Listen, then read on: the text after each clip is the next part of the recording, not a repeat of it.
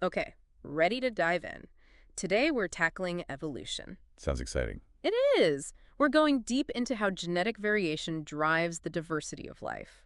It's like if evolution's a symphony, genetic variation is the whole orchestra. Love that analogy. You're right, you can't understand how life changes without it.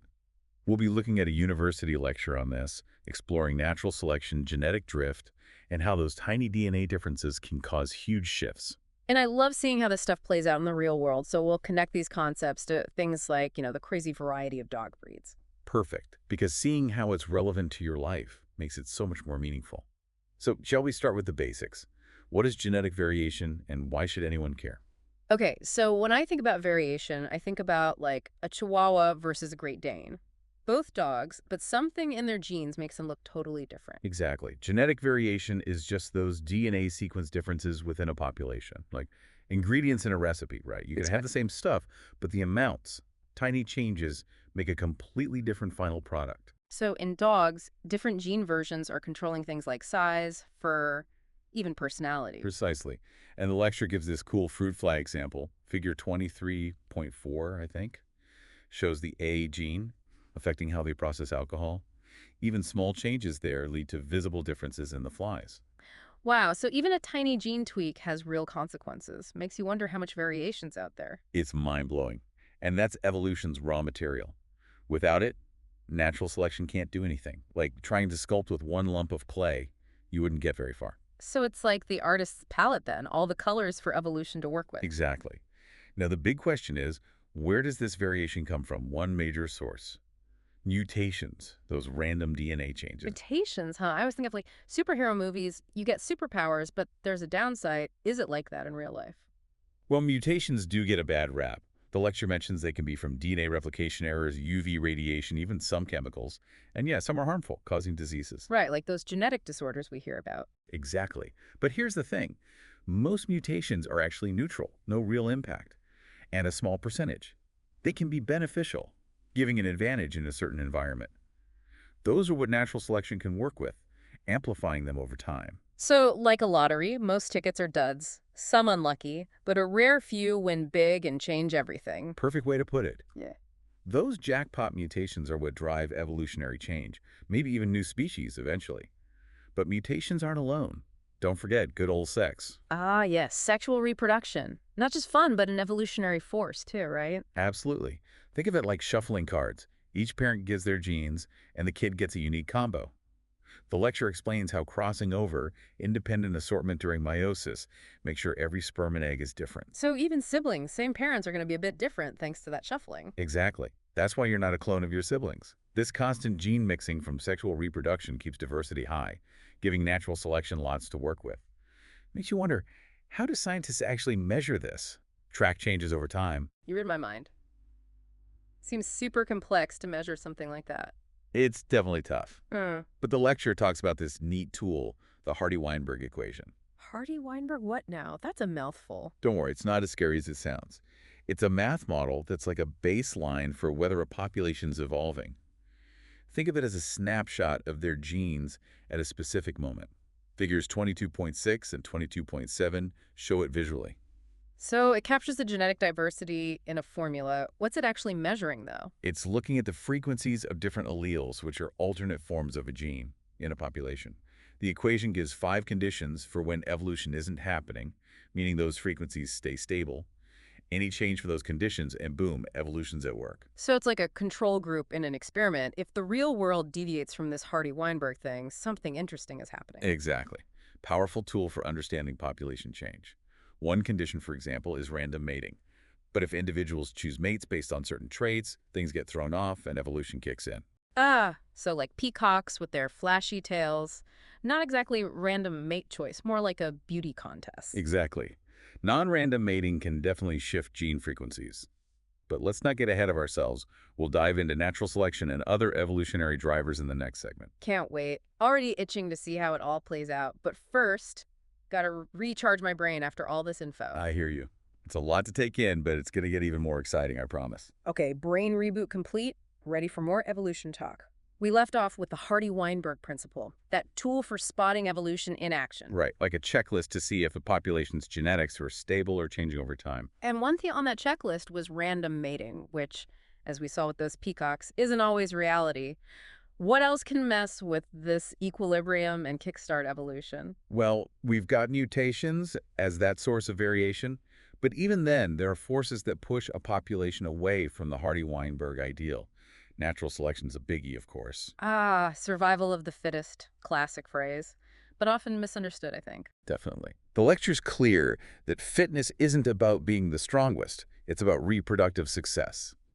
Whoever has the most offspring who survive to reproduce, they're the fittest. So less about winning fights, more about having lots of babies who have more babies, like a legacy thing. Exactly. Natural selection works because those with traits giving even a slight edge are more likely to survive, reproduce, pass those traits on. Over time, the whole population shifts. The environment's like a filter then, favoring the best equipped. Precisely. And the lecture gets into how natural selection shapes things. We've got directional, disruptive, and stabilizing selection. Okay, break it down for me. Directional selection, that sounds like pushing a trait one way. Like seeds get tougher, birds evolve bigger beaks. You got it. Figure 23.13a shows this perfectly. Environment favors one extreme, like big beaks. The average shifts that way over time. The whole population's nudged towards one end. Fascinating. Environment's the sculptor, slowly shaping things. What about disruptive selection? That sounds, well, disruptive. It definitely shakes things up. It favors both extremes of a trait. Those in the middle lose out. The lecture uses black-bellied seed crackers, figure 23.13b, I think. Yeah, they've got either huge beaks or tiny ones. Exactly. Medium beaks just aren't efficient for the seeds they've got. So you end up with two beak sizes dominating, the middle one fades away. Like two specialist types emerging, each adapted to their niche. What about stabilizing selection then? That sounds more, well, stable. You nailed it. Favors the average, reduces variation. Figure 23.13c shows this. So back to beaks, that'd be like the environment favoring a mid-sized beak. Not too big, not too small. Precisely. Human birth weight's the classic example. Too big or too small is risky, so average is favored. It's like Goldilocks, not too hot, not too cold, just right. I'm seeing how these shape all the diversity we see. Absolutely. All tied to surviving and reproducing well. But natural selection's not alone. Remember those random events we talked about? They play a part too. Right, like genetic drift. Right. Especially impactful in small populations, I imagine. You bet. The lecture highlights the bottleneck effect. Super dramatic example. Figure 23.10 shows it.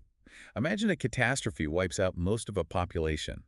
The survivors might not represent the original diversity just by chance. Like wildfire rips through a forest, only a few trees on one side make it. The whole genetic makeup changes, even if those trees were perfectly fine before. Great analogy. Bottleneck effect reduces variation, makes the population vulnerable. Similar thing happens with the founder effect when a small group colonizes a new area. Like those explorers sailing off to new lands. They've only got a fraction of the original genes, which then shape the new population. Exactly, and their genes have a lasting impact. Makes you think even random stuff plays a huge role in evolution. Not always the fittest, sometimes just lucky, you hit the nail on the head. It's this mix of predictable forces like natural selection and then these random curveballs. Speaking of curveballs, the lecture mentioned evolution's got limits too. If natural selection's so powerful, why aren't we all perfectly adapted already? Great question. Natural selection is powerful, but it's not magic. I'm all ears. Why aren't there perfectly designed creatures everywhere? Well, first off, selection can only use what's already there. Can't create brand new traits, like baking a cake, only using the ingredients you've got. You can't just make chocolate chips appear if you don't have them, right? So it's limited by those mutations and gene combos that happen to exist. Exactly. And even when good mutations happen, it takes time for them to spread, especially if the advantage is small. Evolution's often slow, gradual. It's like waiting for a tiny plant to become a huge tree, right? Takes time, the right conditions for that potential to happen. Perfect analogy. Okay. And sometimes the environment changes faster than a population can adapt. That's tough. So it's like trying to hit a moving target, always playing catch up with what the environment's doing. Precisely. And then there's that historical baggage. Organisms inherit stuff from their ancestors that might not be ideal now, but was useful before. Like whales with those tiny hind legs, or our appendix, useless now, but was maybe helpful once? Exactly. Those leftovers can sometimes hold them back from fully adapting. Plus, we've got trade-offs. A trait that's good in one way might be bad in another. Like bright colors to attract mates also make you visible to predators, right? It's all about finding the best compromise. Exactly. And of course, can't forget chance. Mutations, genetic drift, environmental disasters, they can all throw a wrench in the works, no matter how well adapted you are. It's like a random dice roll. Yeah. Makes things unpredictable, shows that evolution's not a controlled experiment. It's messy, dynamic, full of surprises. Couldn't said it better myself. It's this mix of chance and necessity, those predictable forces and random events. It's been going on for billions of years, shaping all this diversity we see. I'm feeling kind of overwhelmed by all this, but in a good way. Makes you realize how much is going on under the surface, how much we still don't know. You're absolutely right. The more we learn, the more we realize there's so much more to discover. I think I'm ready to shift gears now, look at some specific examples of these evolutionary forces in action, see some of those amazing adaptations up close. I was just thinking the same thing. Let's dive into some cool case studies from the lecture, see evolution at work. Okay, hit me with those mind-blowing adaptations. Nature's got some serious innovation going on. Well, snake jaws always get me. Super flexible figure 23.14 shows it well. Oh yeah, how they swallow stuff bigger than their heads. It's terrifying, but also, how do they even do that? Right. Their lower jaw isn't fused like ours, connected by ligaments so it spreads wide. Plus, extra skull joints for even more flexibility. It's like they unhinge their jaw. I struggle with the burger, ha ha ha. Snakes evolved for eating large prey whole, so those jaws are key. Perfect example of natural selection favoring, getting food efficiently. But, like, did they just keep stretching their mouths over generations? How does that evolve? Good question. Probably a bunch of small changes over a long time. Maybe their ancestors had slightly more flexible jaws, ate slightly bigger prey. Advantage there. The most flexible ones would be most successful, passing that down. So no sudden super jaw mutation. It was gradual. Each step had to be good, or at least not BD, for it to stick around. Exactly. Evolution's not about reaching some perfect endpoint. It's constant tinkering, adapting to whatever the environment throws at you.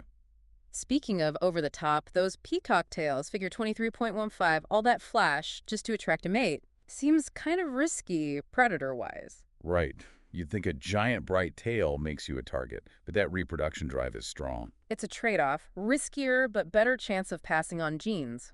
Works for them, I guess. It does. The lecture also mentions this cool experiment with the gray tree frogs, figure 23.16. Tested if females prefer males with longer calls, maybe a sign of good genes. So, like, frog the voice, best singers win. Kinda. Turns out females did prefer longer calls, and those males had offspring that survived better too. So they were picking up on good genes somehow. Seems like it. Backs up the good genes hypothesis, females noticing those subtle cues about good genes in a mate. Crazy how those preferences link back to evolution. But what about balancing selection? The lecture mentioned that, right? Keeping diversity, not just one extreme winning. Exactly.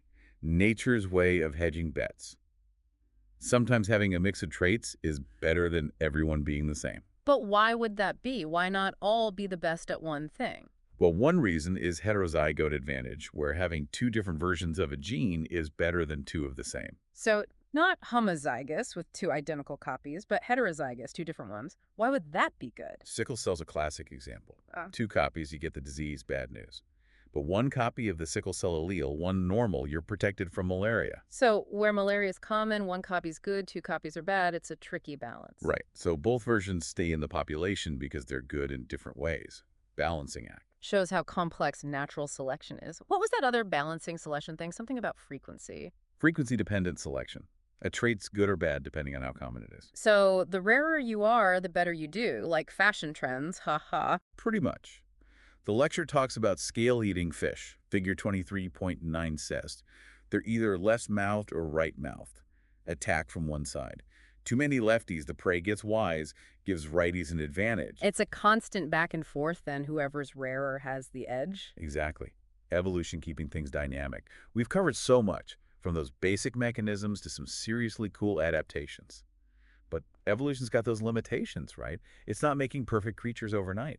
True, it's not magic. What's holding it back from creating those superorganisms? Well, like we said, it can only use what's already there. No inventing totally new traits from scratch. It's baking a cake with the ingredients you've got at tea. You Yes. know, magically summoning chocolate chips, so it's stuck with the mutations and gene combos that exist. Right. And even good mutations take time to spread. especially if the benefit is small. It's gradual, takes time. It's like that seedling becoming a giant tree takes time and the right conditions. Exactly. And sometimes the environment changes too fast for a population to catch up, makes surviving tough. Like trying to hit a moving target, always behind the curve. You got it. Plus, that historical baggage, inheriting things that might not be ideal NLW, but were useful before. Whales with those tiny legs, or appendix, leftovers that can actually hold them back. Exactly. And those trade-offs, a good trait in one situation is bad in another. Like bright colors for attracting mates also attract predators. Finding that balance is key. Right. And then you've got chance events, mutations, drift, disasters, completely changing the game no matter how well adapted you are. Like a cosmic dice roll. Keeps things unpredictable, shows evolution's not some neat experiment, it's messy, dynamic, surprising. Couldn't have said it better. Chance and ED necessity working together, shaping life over billions of years. Wow, I'm feeling a little overwhelmed, but in a good way. Hmm. Makes you appreciate the complexity, how much is going on we don't even see. It's true. The more we learn, the more we realize there's so much more to learn. It makes you think about our place in all of this, you know? And as we're changing the environment so fast, how's that going to affect things for other species and ourselves? Bit of a scary thought. It is. But understanding evolution helps us make better choices, hopefully. Yeah. It's not just about the past, it's about now and the future, too. Yeah, evolution's powerful, creates amazing things, but it needs time, stability. Got to be careful what we do to the planet. Absolutely. Understanding evolution isn't a history lesson. It's about protecting that incredible diversity for the future. So, wrapping up our deep dive here, I want to leave everyone with this. We've seen how evolution works, all this diversity it creates, the challenges it faces, but it's not over. It's happening right now, everywhere, and we're part of it. So keep learning, keep asking questions, and be amazed by it all. This is a journey that never really ends.